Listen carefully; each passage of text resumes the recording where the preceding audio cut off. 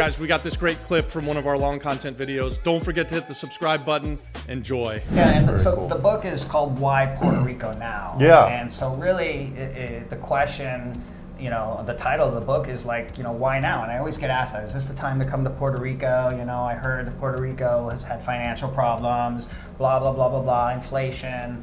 And I really wrote the book because I think the time is now for Puerto Rico. We're living really at a change where, as of March 15, 2022, the government said we're now officially out of bankruptcy. Bonds are being repaid, about $30 billion of it. The fiscal board has submitted a balanced budget, so there's now very, very strong movement towards fiscal responsibility.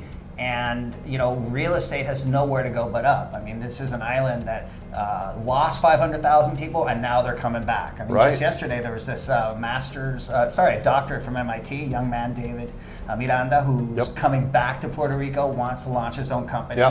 So we're seeing people come back and back because they love it, right? Yeah. Right as we arrived on the island, the massive amount of talent that is here, and the willingness to collaborate. So.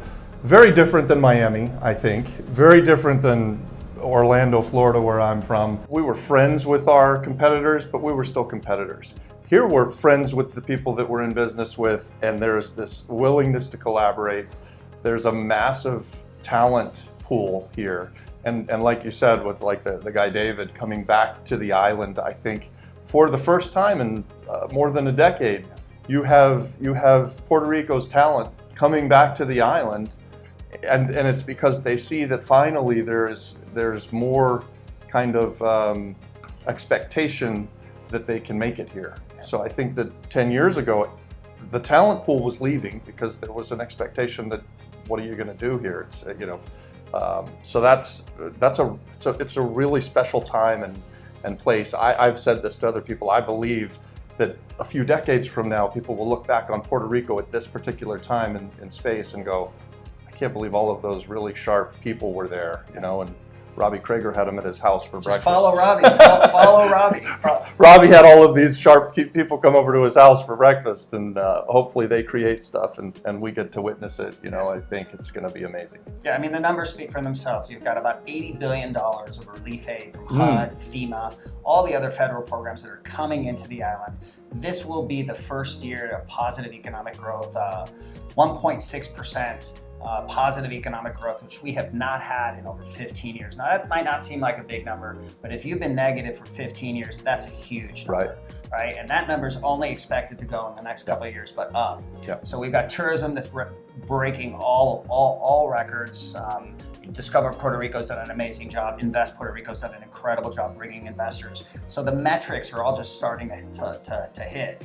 And so from my perspective, what I wanted people to realize is that Puerto Rico is ready for change, right? It's when I lived here, there were a bunch of families that controlled and ran everything. The economy was very, very fixed. There was not a lot of movement for change. The entrenched power, so to speak, liked how things were. That's now all a new thing. And so with blockchain and Bitcoin, we've had those unexpected consequences of Act 2022, which is now Act 60, which was meant to bring people back to the island. But who would have ever thought that we would have brought all these really smart people back? And that was not intended. And that has created this new class of people. I mean, we were having some conversations yesterday about blockchain and Bitcoin that just blew my mind. And so what we see is that Puerto Rico is at the cutting edge of this revolution. And potentially this is going to lead to new sources of revenue that we can't even think about today. It's certainly going to lead to a leapfrog of technology. It's looking like, and I think you spoke about this maybe yesterday, liquidity is really kind of going to be a thing here for the first time in maybe a decade and a half. So there are just some massive positive things happening on the island. And we sort of started a conversation yesterday a little bit based around, my feeling is that we're a bit insulated from the goings on in the States. And even though times are a little bit crazy with inflation and markets are unsure there, if you look around the island here, things are booming.